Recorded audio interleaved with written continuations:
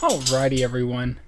Uh, Today we're gonna take a look at the month's challenge for Team Cryogen, which is the Watopia Hilly KOM forward.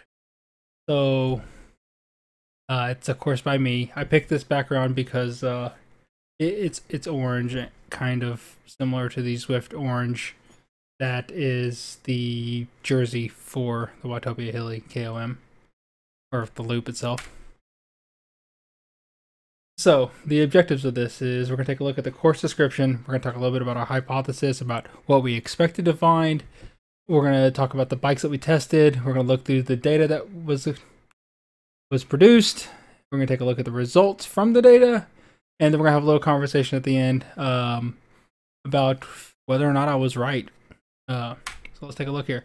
So my hypothesis is that as of everything on Zwift, aero is king. So I thought that the most aero bike that I'd be using, which was the Felt IA with the 808 Super 9s, would be the fastest bike up the forward KOM. We'll see if I was right.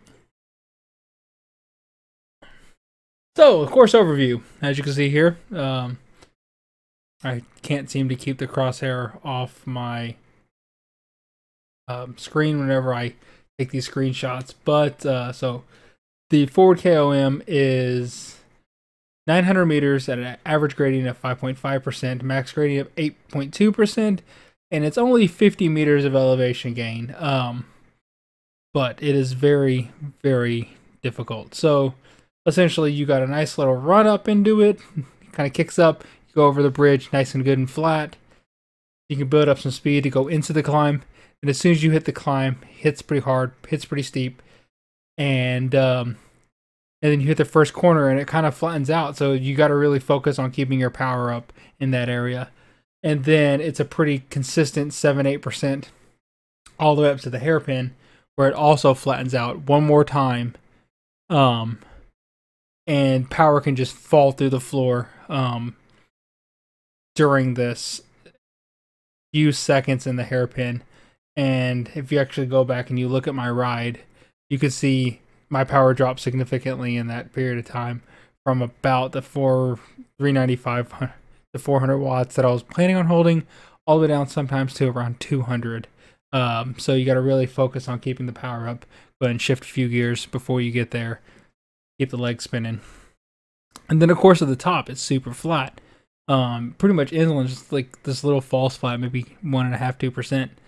And you got to just keep the power on over the top, through the banner. Throw your arms up when you're done, or probably more realistically, drape over your handlebars like you just climbed the Alpe d'Huez Zwift in 55 minutes. So, the bikes that I tested. So we went with kind of three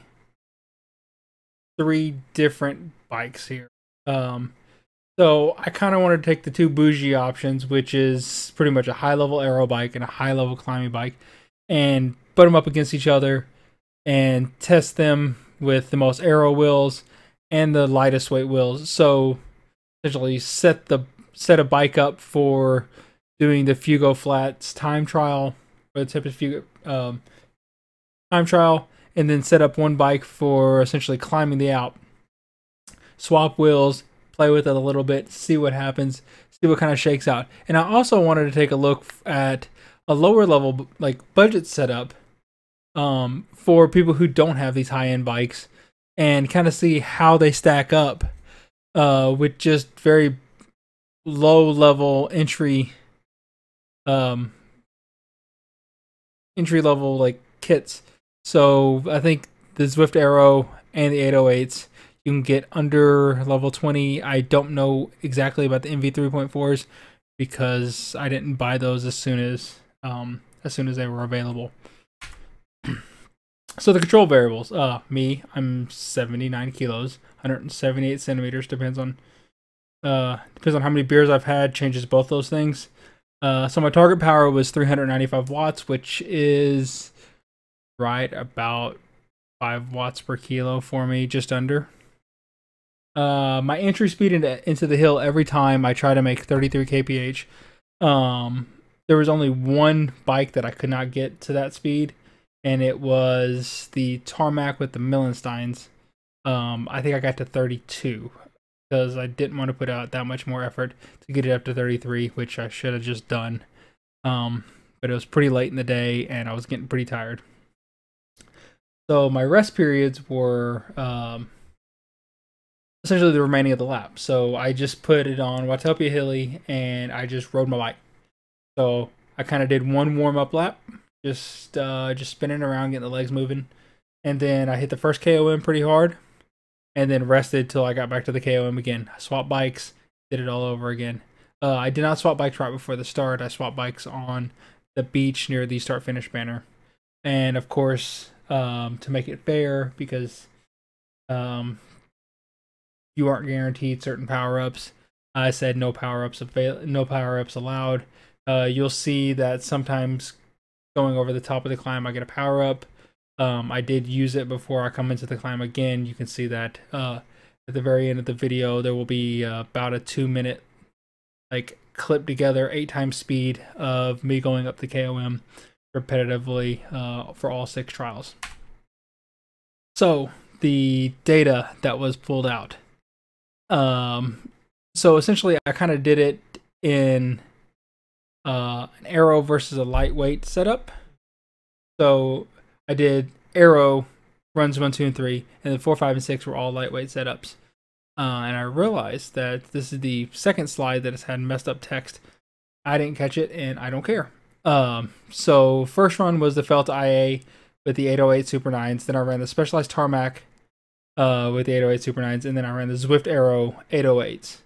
And you can see there that for my very first 2 runs, it was 391 watts average on the nose, 4.95 watts per kilo. Run 3, I dropped watts by about 4, so it went down to 4.9 watts per kilo, and it's actually stayed consistent there through run 4. And then run 5, power went back up to 397, so that was my highest run at 5.03 watts per kilo. And then Zwift Aero with the MV 3.4s was 386 watts. I don't know if after seeing the Aero results, if I just had a funny feeling that the Specialized with Millensteins will be faster, because we'll take a look at kind of what I saw at the end. But I don't know if that had any mental effect, knowing that I was doing something differently.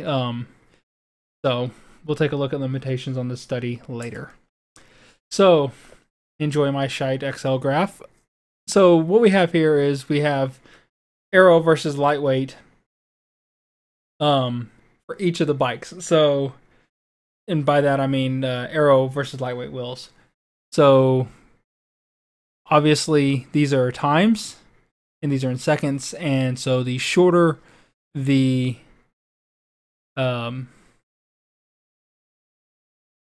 shorter the bar, the more the better the bike and wheel combination would be for the Watopia KOM forward time. What I did find funny though is that the Specialized Tarmac Pro with the 808 Super 9s were probably statistically the same thing as with the Millensteins, right? But for this specific run and this one n equals 1 time, the 808s and Super 9 were faster, even though the power was higher with the Millensteins, as we could take a look back on the previous slide here. It was 6 watts lower, and it was still a little bit slower. Take that how you will. In a world where fractions of seconds matter, and maybe it matters, maybe it doesn't, I don't know. This is just an n equals 1 case, so unless we can prove otherwise, it's kind of how we are. So limitations. I am not a robot. I did not use erg mode. I wrote it the exact same way that I would write it if I was just going out to put the effort in. So the speeds were also relatively low compared to like a higher effort. So Sheridan actually did an effort with a TT bike and a tarmac or something, where he did about 200 watts more than me, like 600 and I think 622. And he actually found that the TT bike was a little bit faster. But at 600 watts compared to 400 watts, the average pace was just a little bit higher. So that can decrease the amount of work done by the legs for drag. So the speeds are relatively low. I don't know. I don't know if that has any effect in Zwift. I haven't done any studies on that. And also, this was a n=1 case. And I like the little genie bottle there. I think it's pretty funny that PowerPoint just selected that for me. I put these things in like a column, and it popped out this, and it was like, hey, this is what I think. And I was like, okay, that's fine with me. This is an n=1 case, so take it with a grain of salt. I don't have time or legs or want to ask a whole bunch of other people to try this for full-blown case study over the fastest times of the Watopia Forward KOM. If you want to go out and recreate this test, be more than willing. You're more than willing to, and I will share data with you if you decide you want to get more people involved. So I love science. It always makes me feel like an idiot. As you can tell here, Dwight's here telling me that I'm wrong, and he's got the KOM. So it always makes me look like a fool. My initial thoughts was it's a pretty short climb.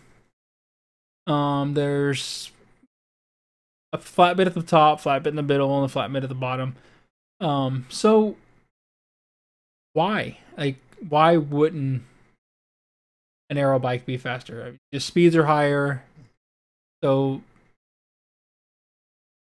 weight doesn't matter as much because you really have a lot of like drag. Of course, I was wrong, 100% wrong about this. If we go back a few slides, you'll see here that it's a little scaled weirdly on this here, but we're looking at 3 seconds difference. I mean, that's a pretty big difference there. So light bikes and light wheels go up hills faster in Zwift. Surprise, right? Like kind of expect that. You kind of expect lightweight bikes and lightweight wheels to go uphill faster. However, they do go up faster, but they're not always the fastest for the entire course, as seen by Chris Pritchard's figure eight testing, where the fastest bikes around there are aero bikes, due to the fact that it not only encompasses the forward KOM and the reverse KOM, but everything else on the course. I think it's like a 40K course, and